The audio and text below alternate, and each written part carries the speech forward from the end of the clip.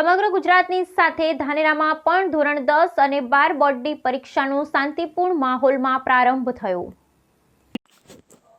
સમગ્ર ગુજરાતની સાથે ધાનેરા ખાતે ધોરણ 10 અને 12ની પરીક્ષાની શરૂઆત થઈ છે। ધાનેરાની સૌથી જૂની ડીબી પારેખ હાઈસ્કૂલમાં પણ ધોરણ 10 અને 12નું કેન્દ્ર છે। ડીબી પારેખ ખાતે સફળ મેનેજમેન્ટ સાથે વિદ્યાર્થીઓ ભયમુક્ત બની અને પરીક્ષા આપી શકે તેવા આયોજન સાથે પરીક્ષા યોજાઈ રહી છે।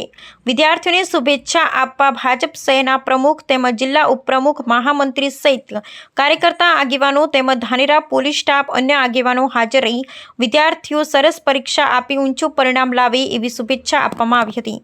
ધોરણ માટે ડીબી પારેખ હાઈસ્કૂલમાં 419 કરતાં વધુ બાળકો પરીક્ષા આપી રહ્યા છે।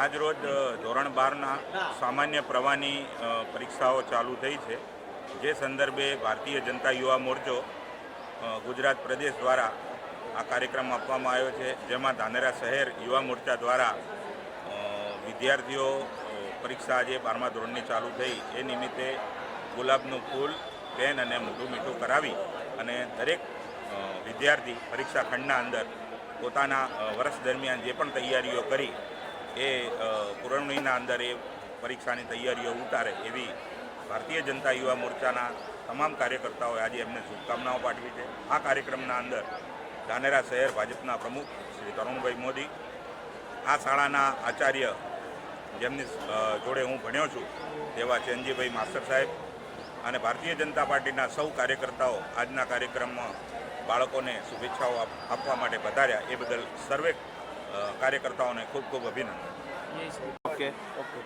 આજે 2024-25 ધોરણ 12 સામાન્ય પરીક્ષાના પ્રથમ દિવસે પરીક્ષાર્થીઓને શુભેચ્છા આપવા માટે અહીં ધાનેરા નગરના અને ભાજપના ઉપપ્રમુખ શ્રી અનિલભાઈ, યુવા મોરચાના પ્રમુખ તરુણભાઈ, તમામ ભાજપ પાર્ટીના કાર્યકર્તાઓ સાથે સાથે ધાનેરા નગરના પીઆઈ સાહેબ અહીં હાજર રહીને બાળકોને શુભેચ્છા પાઠવી। અહીં કુલ આજે 14 બ્લોકોમાં 420 વિદ્યાર્થીઓ પરીક્ષા આપી રહ્યા છે। દરેક પરીક્ષાર્થીઓ માટે સુવ્યવસ્થા છે, કોઈપણ પ્રકારની બાળકોને ન તકલીફ પડે એ રીતે શાળામાં સંપૂર્ણ વ્યવસ્થા છે અને દરેક વડીલો દ્વારા ખૂબ ખૂબ શુભેચ્છા પાઠવવામાં આવી છે। ફરીથી હું આ શાળા વતી આ તમામ કાર્યકર્તાઓનો અને તમામ પોલીસ સ્ટાફનો હું આભાર માનું છું। અસ્તુ।